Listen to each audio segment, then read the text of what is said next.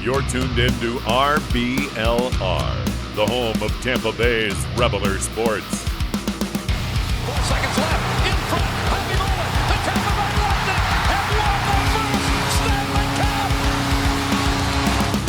And the Tampa Bay Lightning have won the Stanley Cup.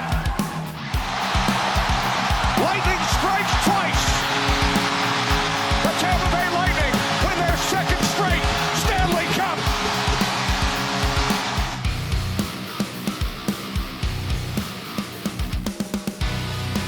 Hello, everybody, and welcome back to RBLR Lightning. As always, my name is Jake Ricker. Alongside me, it's Joe Zamataro. Matt is not with us today. He's dealing a little bit of an injury, we'll call it. He'll be back soon, hopefully, though. But first and foremost, guys, welcome back to the show. Joe, I don't know about you. I had a great Gasparilla. Still recovering a little bit, but should be a fun show for everybody involved. How you doing? I'm doing all right. Wow, I guess not that good. Still recovering, I suppose. No, it was a great Gasparilla. Had a really good time. Saw a lot of people since I'm in the parade on the floats. Get to see a ton of people in the crowd.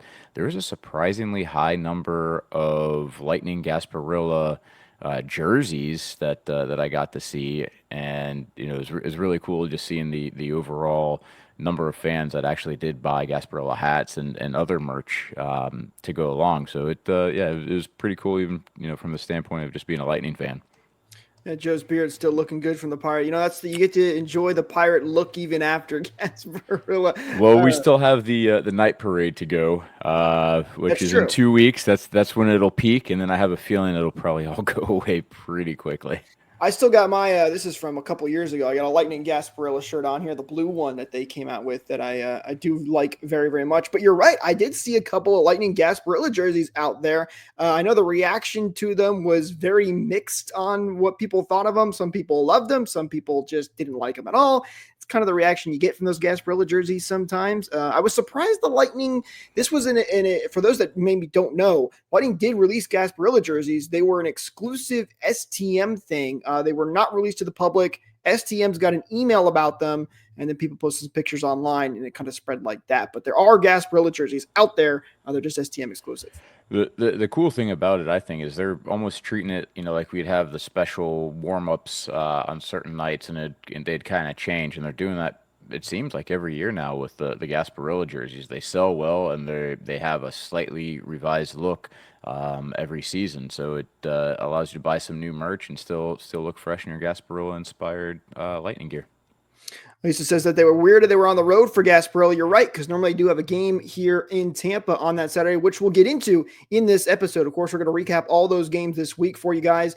Talking about some quotes from JBB. He had a press conference earlier today. We'll talk about some of the stuff that he said. We'll look at the schedule ahead for the Lightning and our 3 stars of the week. But with that said, let's get right into it. Don't forget, you've already seen some comments jumping up below. If you guys want to get into it, join the conversation. We'd love to hear what you guys have to think and say.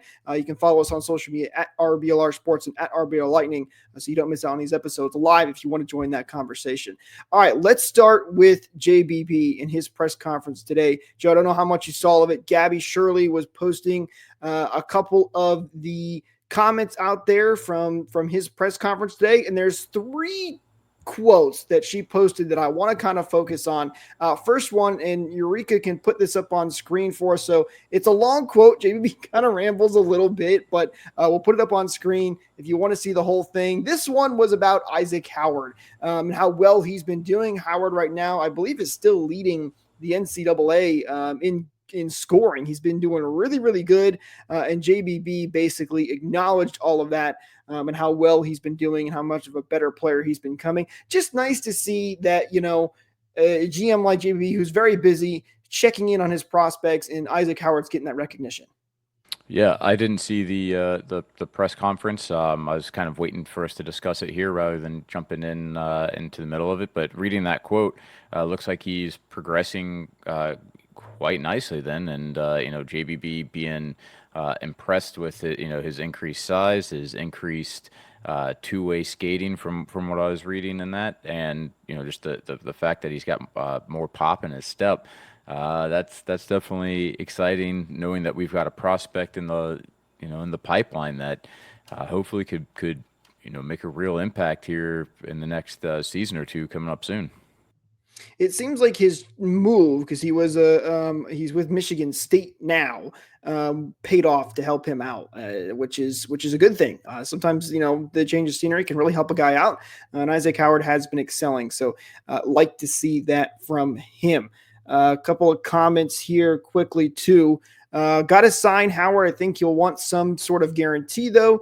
He's got 1 year left in college. I imagine he would still get the rookie deal, if I'm not mistaken, that 3-year typical deal. So I'm sure the Bolts will get on that as soon as that he's eligible to get that deal done. But also in terms of an organization that you want to play for, I mean, it goes around, those surveys go around all the time saying that Lightning's always one of the top ones. I don't think he's going to pass up a chance to play with someone like Kucherov, Braden Point, some of the talent that we have on the ice to try going anywhere else unless he's I don't even know what you could guarantee him to give him a better chance for success than what we have built here.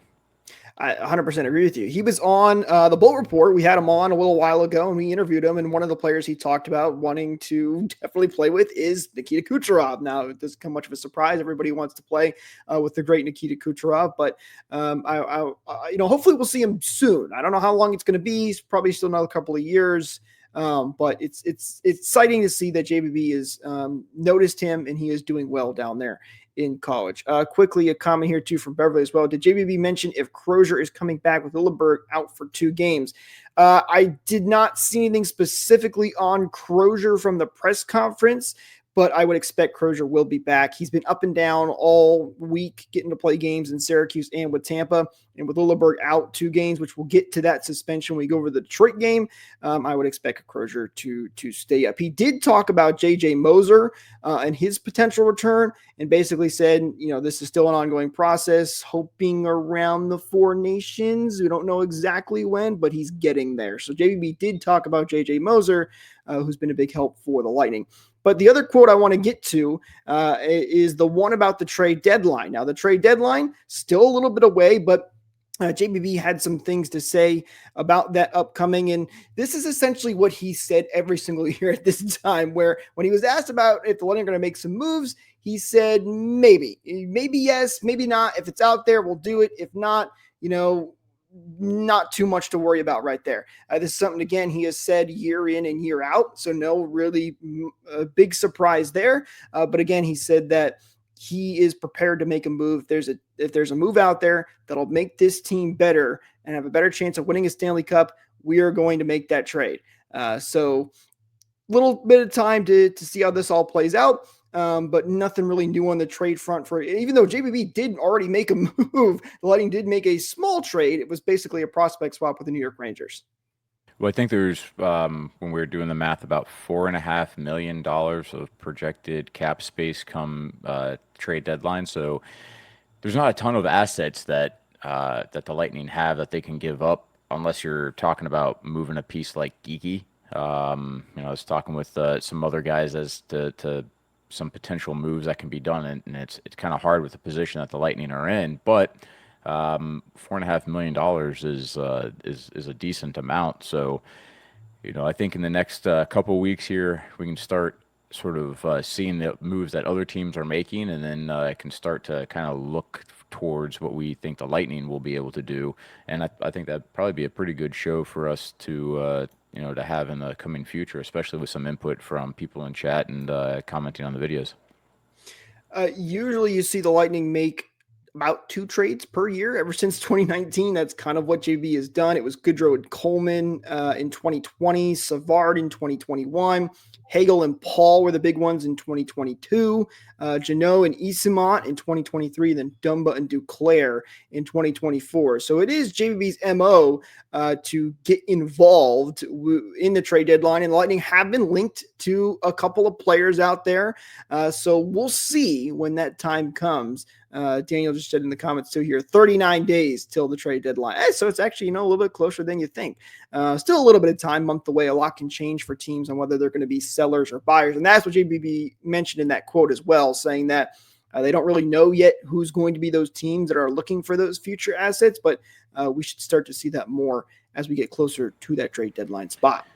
Well, I mean, we definitely saw that Carolina made some big power moves. So I think that the whole Eastern Conference is going to take notice of that, and I expect there to be quite a bit of activity this particular trade deadline. Yes. Well, the East tends to do that. They trade big blows with each other all the time. I feel like they're always doing that. And Carolina getting the piece that they did, it was Taylor Hall and Mikko Rantanen. Those are major, major pieces. By the way, what is Chicago doing? 3rd round pick for Taylor Hall, and then you had to retain salary too. I feel like that was not the best move for Chicago, but that's neither here nor there. This is a Lightning podcast after all. There is one more comment I do want to get to from JBB, and this is the big one. This is the one that people kind of took the most notice from, and for a couple of reasons. It was on how the team has performed this year and his thoughts on it, basically saying that he thinks the team is a better team overall and that they've improved, adding some guys like Ryan McDonough, Jake Gensel, Anthony Cirelli, Brandon Hagel, JJ Moser, Healthy Vasilevsky, the list goes on.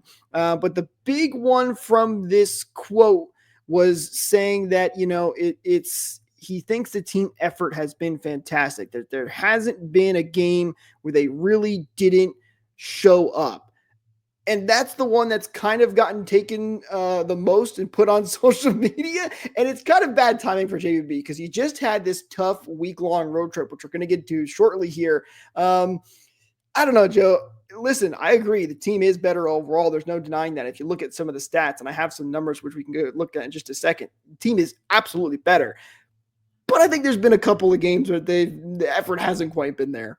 No, I completely agree with that, but we also have to figure out which players we're talking about. Collectively as a team, I don't think there's been a single game where they didn't have an effort.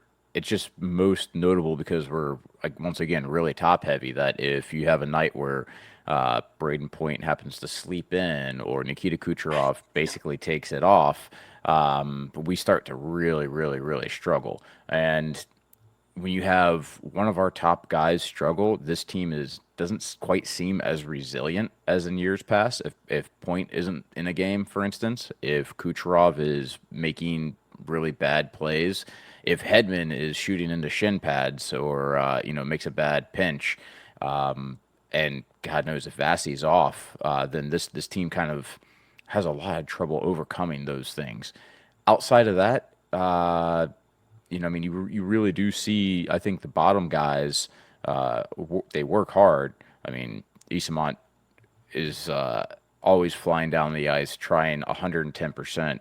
I can't ever remember seeing a game where I thought, like, Hagel or Cirelli weren't playing their best. So, yeah, I can see why people would be upset because you see some games where it's like, what team is this? But at the same rate, there's more to the team than just those 4 guys that I had mentioned before. But they just seem to be so critical that we notice a lot more if they're not playing at their highest level. I think the other side of this too, and we'll get into this too when we recap these games, but they're losing division games, and those are often the biggest games, especially when it comes to standings, so that stuff gets amplified even more. Here are some of the stats. JBB actually opened his press conference with this. The Lightning are currently first in goals for in the league. They are 10th in goals against. Last season was 22nd. In 5v5 goals for percentage is 7th. Last season it was 25th, so a major improvement there, and that was kind of what you expected with the Gensel and Stamkos situation. Power play percentage is 4th, but percent is higher than when the team was first last year, which actually is crazy to think about because Lightning were, I think, near 30% when they were in first place. And then penalty kill is 7th, first since November 1st. So on paper, not bad at all. There's a lot of things that the Lightning are doing right. That 5-on-5 play compared to last year has been, I think, a huge difference. The power play I think like they've been getting more zone entries, and when they really struggle is when they don't get a good zone entry. As long as they get in, the times that they don't score, they at least tend to generate some really solid looks every single time. And now that they're playing both Kucherov quarterbacking from both the right and the left side, they're obviously gearing up for being more dynamic coming into the playoffs. And some of those numbers, they look really good. The plus minus on the year has been excellent, but like you said before, man, losing divisional games really hurts. And I was just pulling up the standings. Usually we tend to do this towards the back end of the show, but looking at the standings right now, they slipped a bit. Now Bruins, even though they've got several games in hand, the Lightning have several games in hand. Let's go. Let me switch this over to our divisional setup here. The Lightning sit in fifth. The Senators and Bruins are once again ahead of them. Again, the Lightning have 2 or 3 games in hand on either of those teams, and are only 1 point behind. But going, what is it? 5-4-1 in the last 10. I think they gotta sneak out a couple more of these wins, or at least get loser points. Well, and with the games in hand, they're great, right? But you do have to win those games in hand to get right back up there. So they're not in danger of falling out completely. They've got the games in hand. They can easily get back up into the third in the division, but they're going to have to win those games. And they could have comfortably been in that spot if they had won some of these division games. They didn't. So things get a little bit tighter here, which is, I think it's something that the Lightning potentially might need to address at the trade deadline. What that exactly is, it's hard to say. We'll see. Again, JBB has a history of making moves at the trade deadline to improve this team, so I still expect it to happen. Eureka, maybe you can help me out and pull up what the Lightning's record over the past couple of seasons have been for just January and February, because I do feel like they always take that slump right before the trade deadline, or maybe right after All-Star break. There's always that slump that they go in, and hopefully that's all that we're seeing. They get their stuff back together. Having Moser come back will be a huge thing defensively, and they can get back on track. Should mention too, Beverly asked earlier, JB mentioned about Crozier coming back with Lilleberg out for 2 games. And we do have news to report. I like collectibles mentioned in the comments too here as well. Gage Conclaves and Carlisle both got recalled. So expect them to potentially mix into the lineup here for the Lightning coming up for their next game. Those guys are back up. Nothing too permanent. All these guys are usually up and down when Lilleberg comes back after his 2-game suspension, which again, we'll get into that Detroit game.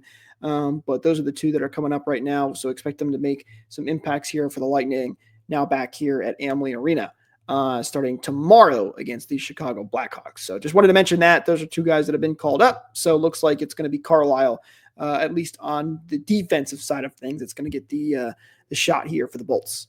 All right. Let's jump into some of these games, Joe. Not great things to talk about, mostly because it's 3 losses to the 1 win. But starting off against the Toronto Maple Leafs, the first of the 4-game road trip the Lightning had, the first half of a back-to-back.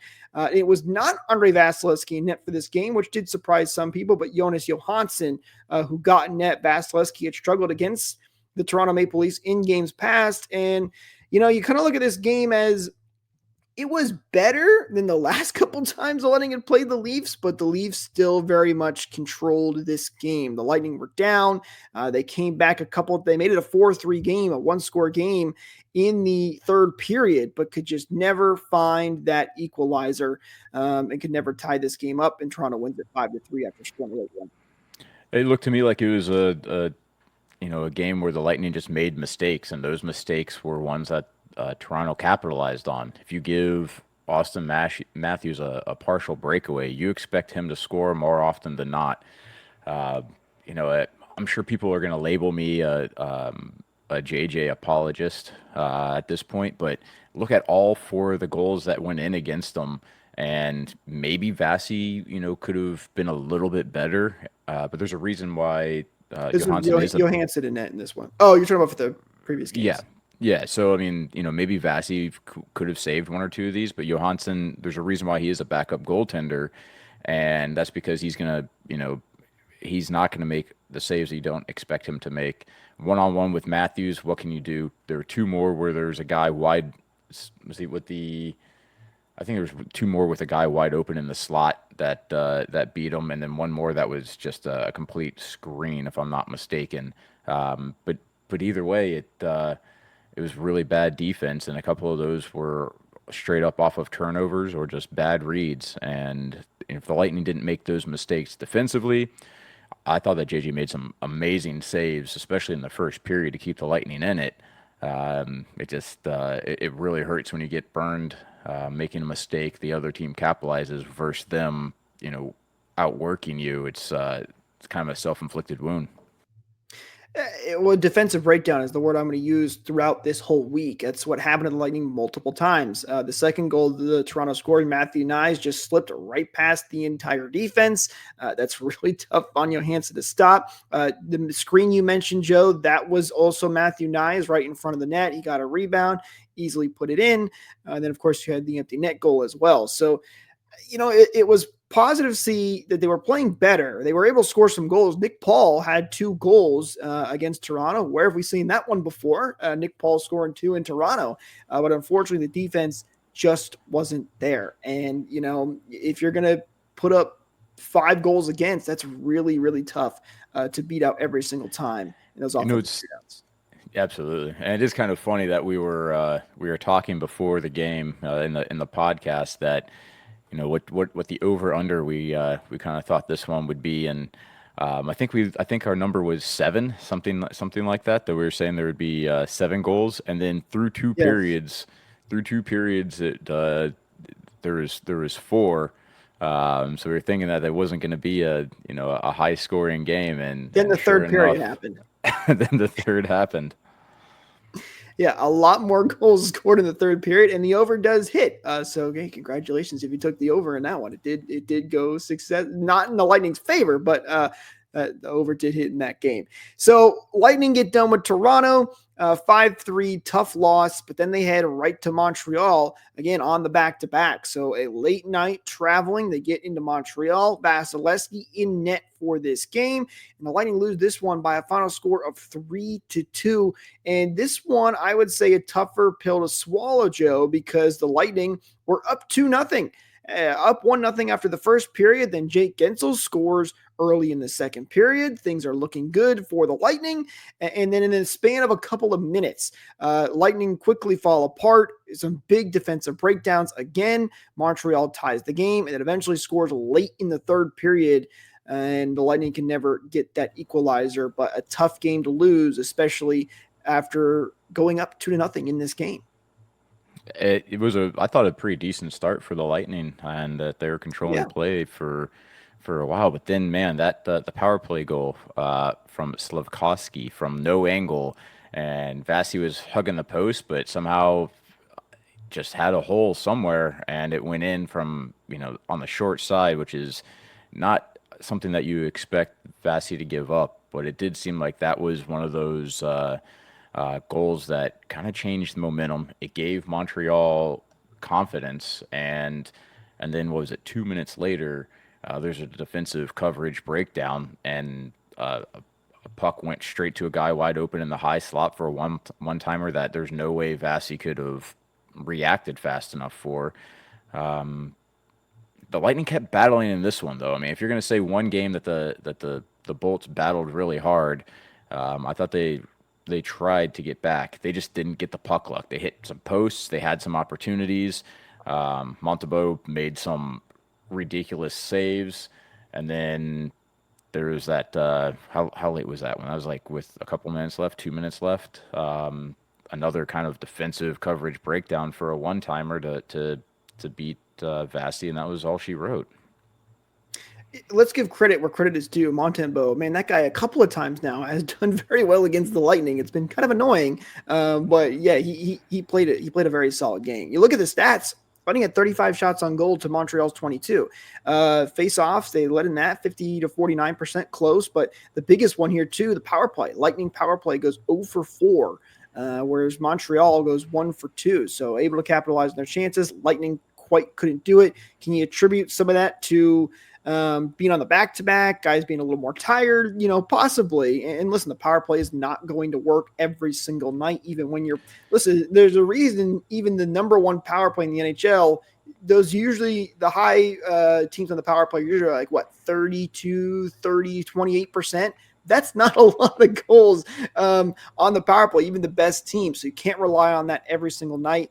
Lightning, unfortunately, couldn't come through on this one and suffer the loss on the back-to-back. Yeah, and I don't know. I mean, the back-to-back part, they looked like they had some energy in that third, though, and even putting up 15 shots in the third period, they really were working. I wish there was a stat that we could easily pull up that's talking about how many posts were hit. But I mean, there was a lot of really for this one. There certainly would be, and there was a lot of really dangerous scoring chances that the Lightning were able to generate, but. Sometimes that puck luck just comes back and says the game's going to go another way, and I think it stings most because it was on this road trip. It was so late in the game, and this is a game that they probably should have been walking away with 2 points, and just weren't able to. And so the Lightning 0 for 4 when it comes to points out of these 2 games in the back-to-back to start the road trip. It's tough, but, listen, they played Toronto, then they played Montreal on a back-to-back. They played decent against Montreal. It was a close game, probably should have had one, but you'd hope, okay, you get a couple of days off here. You got 2 more back-to-backs again, which is just ridiculous, but we'll get into that later. And hopefully the Lightning could bounce back. Technically, they did, Joe. They got the win against the Chicago Blackhawks by a final score of 4-3 in overtime, but they made this one a little more stressful than maybe you would have liked. Obviously, the Blackhawks still not one of the better teams in the NHL. They just traded Taylor Hall. They're a very young team and still learning, and there were a lot of defensive breakdowns in this game, giving guys some wide open opportunities. I believe it was the second goal Chicago scored where you had 3 Lightning players pinch on one of the Chicago players along the boards. Guess who's wide open and alone in the slot? It's a Chicago player to score an easy goal. Stuff like that. And Chicago got out to a quick lead. Lightning able to come back, though, thanks to a late power play goal by Jake Gensel in the third period. And then Chicago took a late penalty in that third period, which carried over into overtime. And who else but Nikita Kucherov is able to end it. So Lightning get the win, but not exactly the way you thought it was going to go. Yeah, much more difficult of a night than we were wanting it to be. There was yet another guy that scored his first career goal against the Lightning, and I'm trying to remember, Colton Dotch. Congratulations on picking up some garbage, getting your first NHL goal, and one of the best goalies. It seems like that's something that the Lightning will do every now and again. I do want to say, though, a play that got me out of my seat was that no-look pass that Kucherov had for the first goal for the Lightning, right to Mitchell Chaffee. Big dogs in the slot, and he put home a one-timer with the being a right-hand shot, the puck coming from the right. Man, the Kucher's pass right to his tape. I think that was just an amazing vision by him. Felt kind of like that Ross Colton goal that they scored against the Panthers in that playoff series. A little bit different situation, but that same kind of situation where he's down in the corner, and next thing you know, the puck's right on the tape of a guy sitting in the slot. This time it's Mitchell Chaffee, and a great shot by Chaffee to get in the back of the net. You're absolutely right. That was a great goal for the Lightning. Kucherov had a great game in this one, 3 points, 2 assists, and a goal at the end of the game to win it. That was the big difference, too, in this power play, 3 for 3. Remember, I mentioned earlier the Lightning power play did not come through for them this time. It did, with it going 3 for 3. Chicago's 0 for 2. By the way, shots in this game, 40-14 in favor of the Lightning. So the Lightning were shooting the puck. They were shooting the puck a lot, and Chicago was not. But, that's, again, you go back to that word, defensive breakdowns. If you're going to give Chicago these quality chances, it's not going to take much. I mean, they score 3 goals on just 14 shots alone. And the puck was now bouncing the way for the Lightning, and it makes that game a 1-goal game going into overtime. Speaking of overtime, I loved the reaction that Kucherov had when he scored that one, because you can tell that it was one of his a fake slap shot pass that he was trying, but it happened to go in, and he'd rather not have scored and passed it to somebody and it go in than score basically what's a bad goal, because his reaction was great. Just almost looked I don't want to say defeated, but it was just like what happened here? He was supposed to save that. He looked disappointed in his game-winning goal. Only Nikita Kucherov can be disappointed when he scores a goal and has that great of just that guy, man. He truly never ceases to amaze me. It's great. Unfortunately, the good times did not continue for the Lightning, having to head to Detroit on this again, another back-to-back, their second one of this. And this is a long road trip. I think they got in Detroit at like 3 a.m. So you've been on the road all week long, and now you're on another back-to-back. And they lose this game by a final score of 2-0. This was a close game. The first goal for Detroit did not come until the second period. They take a 1-0 lead, and the second goal was an empty netter when the Lightning were trying desperately to tie this game. I will say in the third period, which is the little bit that I did watch, because I don't know about you, Joe, but I was a little bit busy on Saturday night because, of course, that was Gasparilla. So, is that what it was? Because I didn't remember. Yeah, me and Joe were out watching this game somewhere, and that's all. We'll leave it at that. Let's say where we were, because those that know. We're right near Curtis Hickson. We're at the hub post parade, and we were there because they had the Lightning game on. That is 100% true. And we'll leave it at that. But yeah, I'm sure everybody was hit and miss in this game, or was having some fun at Gasparilla. A fantastic parade, by the way. Once again, job done. Good job by Tampa to put that on again. But I did catch some of the game, and the Lightning, it's hard because you don't want to use the excuse of the back-to-back and the long road trip, but that's what it felt like. The Lightning were tired in this game. Detroit was fresh, and they could never quite get that puck lock. They made a great push at the end of that third period. They had a lot of chances there to try and tie it late. I just couldn't quite get it, and then Detroit gets the empty net. And those are tough games to win. Very, very tough games to win. So it's got to be a tough game to watch, too, a one-goal game until an empty net goal. That's got to be a tough one to watch with one that's on the road as well. Absolutely. So it's unfortunate the Lightning drop another one here, and you look as a full on the week, they only get the one win, but the schedule did not help. Let's put it that way. The Lightning did not play great all week long. There were a lot of defensive breakdowns. There were a lot of mistakes in this one, but the schedule definitely didn't help them either. So a tough week for the Bolts overall, but that's some of the stuff you have to battle through. And that's part of the reason, Lightning are behind in games played. They have to make them up at some point. And unfortunately for the Lightning, it's through a lot of back-to-backs. We mentioned at the beginning of the month, they've had a back-to-back every single week of this month. I believe next week is the only week that they do not have a back-to-back, if I'm not mistaken. So it's been a tough month for the Lightning. Yeah, and so Eureka did pull up those stats in terms of how we've done historically in the month of January and February. And just to go over them real quick, I was off by a little bit. Starting in January 22, 8-3-1, 23, 9-4-0, 24, 9-3. This month we went 6-7-1. So historically, I guess we've been pretty decent in January, but he brought up February's month, which is the one that's concerning. In 22, they did well with a 5-1 record, but then in 23, it was 5-4-3, 5-6-1, and who knows how we're going to end up doing this this coming month. But hopefully, they had their off month for January. Let's hope the months are flipped this time around, so they don't have to suffer through another bad month. We'll see how things play out, but. You're right, though. This is the general time that the Lightning sometimes have a little bit of trouble.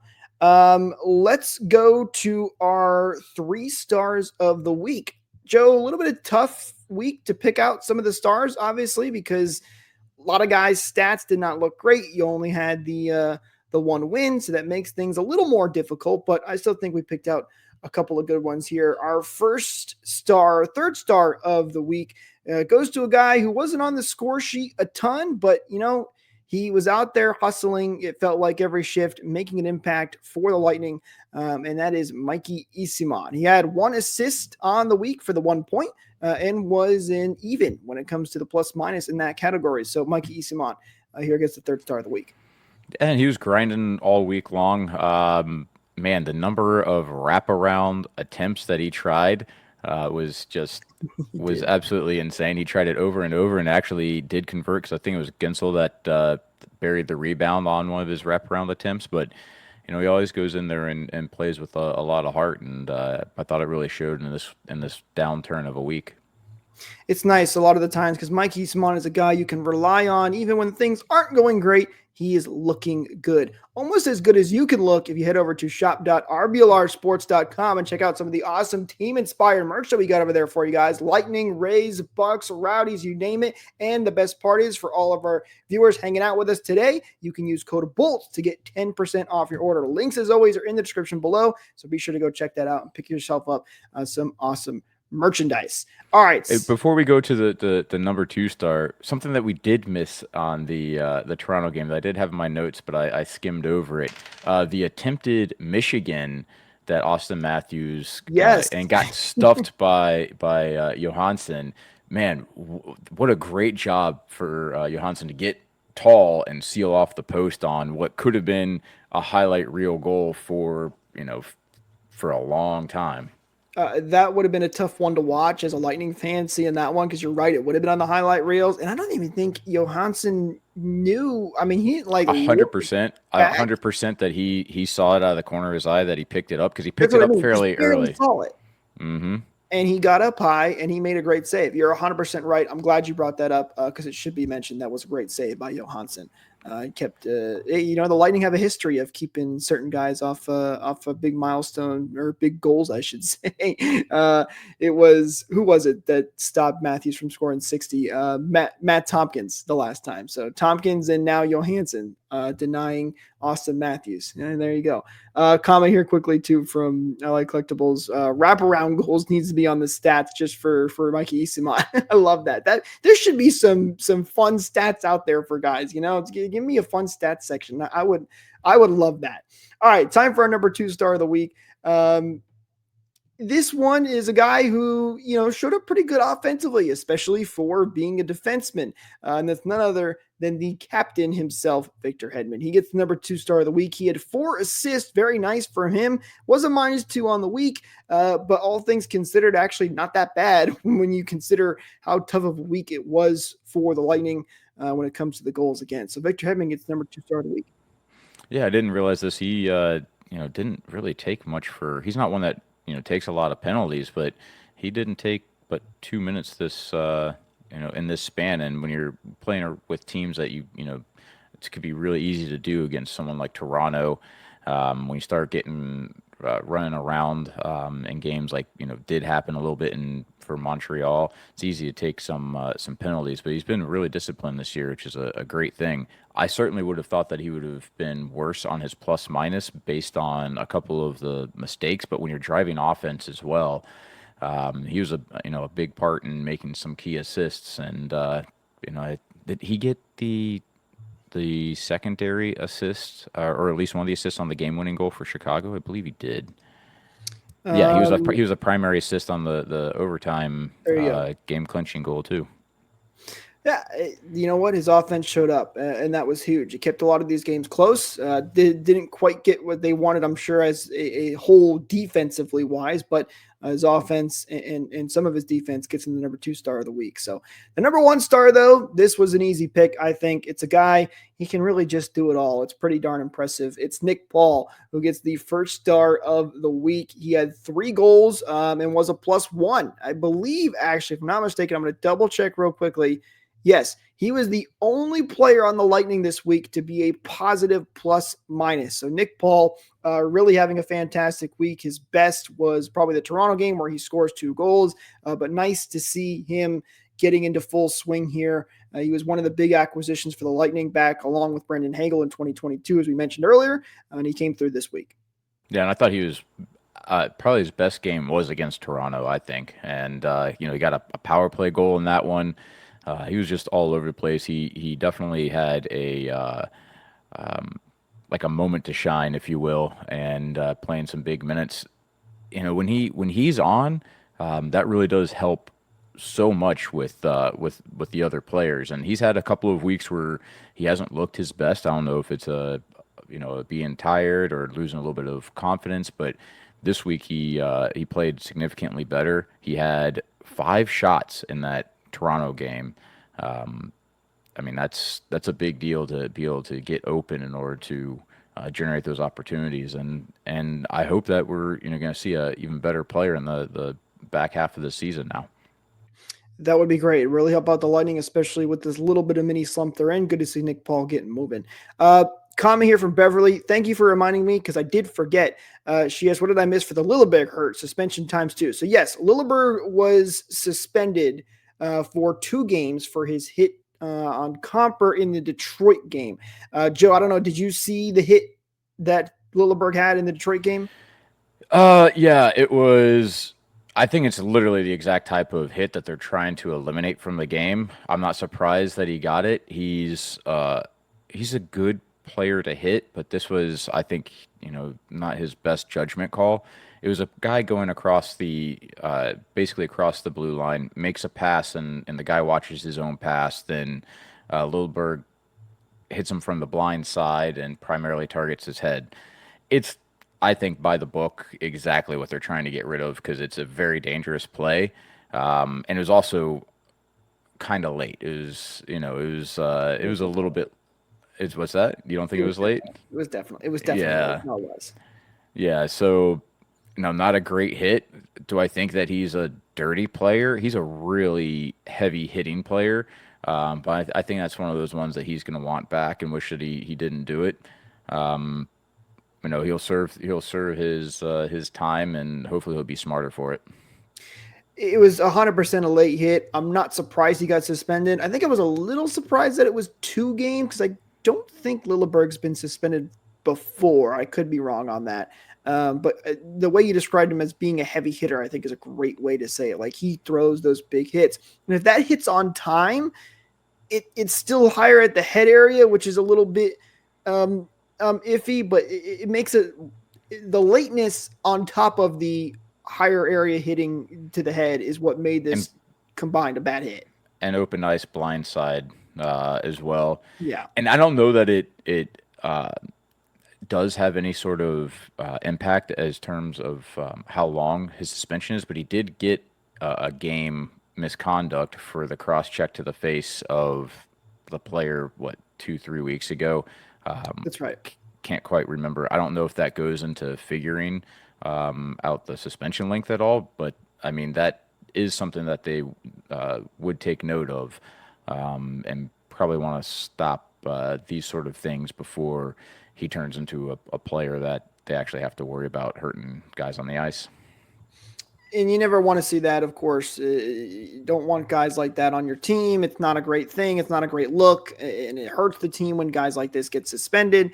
So hopefully he will learn from it, like you said earlier. I'd say, by the way, let me really clarify, because I know I'm going to get lit up in the comments and on Twitter and everything for saying that. I'm not saying anything bad about Lilleberg. I want him to continue being a great player. I just know what happens when you start getting too many suspensions and you start getting labeled. I don't think he's a player that is necessarily dirty. He's just a hard, heavy hitting guy, and he made a mistake in this case. So he's 23. I love this kid. I really am looking forward to him improving his game, and I don't want to see him get sidetracked because of suspension stuff. I know some people are down on him right now. If you look at some of the comments about Lilleberg's suspension, a lot of people are actually kind of happy that he's out of the lineup for the Lightning for a little bit. But listen, he's 23 years old. He's shown a lot of great potential, and those big hits have brought some big energy for the Lightning a couple of times throughout these years he's been on the team. So it's tough. Hopefully he learns from it and gets better.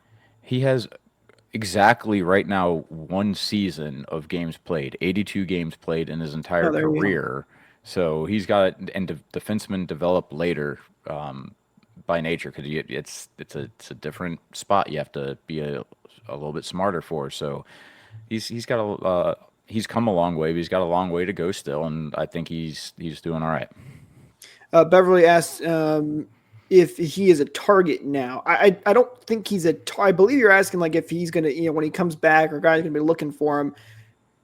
I'm sure Detroit would be, because, you got hit in the head and it was a late hit. So I'm sure they're not happy. And, hockey players tend to remember that kind of stuff. But he's not like a Tom Wilson right now, or, something like that. This is one of his, if I'm not mistaken, it's his first suspension.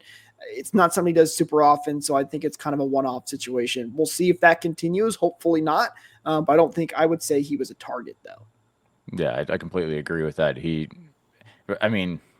Respectfully, he's not anybody that's played enough ice time for other teams to even really worry about him. So, I think he'll be fine. All right, let's look ahead here for the Lightning and their upcoming schedule. They are back home, as I mentioned, here at Amalie Arena in Tampa. They'll be taking on the Chicago Blackhawks tomorrow at 7 p.m. Eastern. That's the 28th of Tuesday, for those who may be watching this not live, which, by the way, if you're not with us live, don't forget to follow us on social media, ring that bell for notifications, all that fun stuff so you don't miss out and you can hang out with us live. Then they'll be taking on the Los Angeles Kings on Thursday, the 30th, that game again at 7 p.m. Eastern. And then we are headed into February, where they'll be taking on the New York Islanders on Saturday, the 1st at 7 p.m. Eastern. And they'll be back for another show to recap all of that. So a 5-game homestand coming up, 3 games here this week for the Lightning.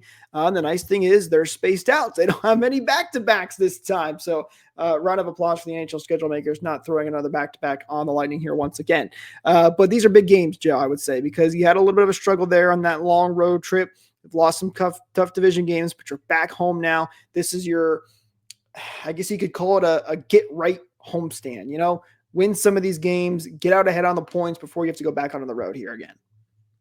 Yeah, and the Kings are a really tough team. They have a better record than the Lightning do right now, but they are going to be dealing with a back-to-back themselves as they play Florida on the 29th and then play us the next night.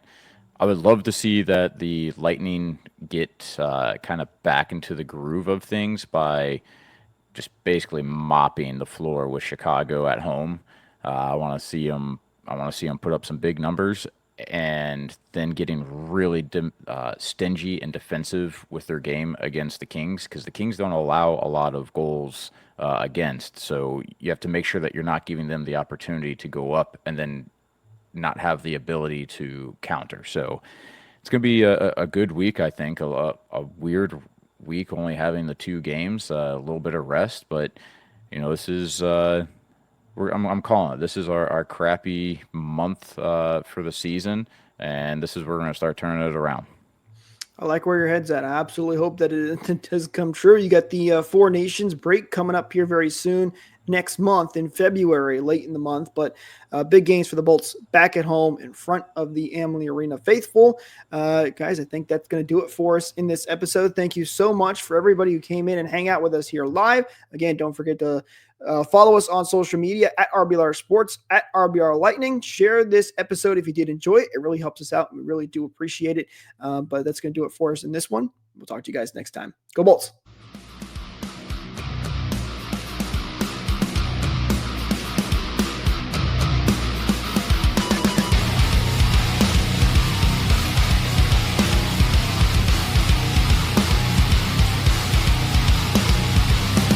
Thank you for tuning into this presentation by RBLR Sports. On your way out of the stadium, please remember to like and subscribe.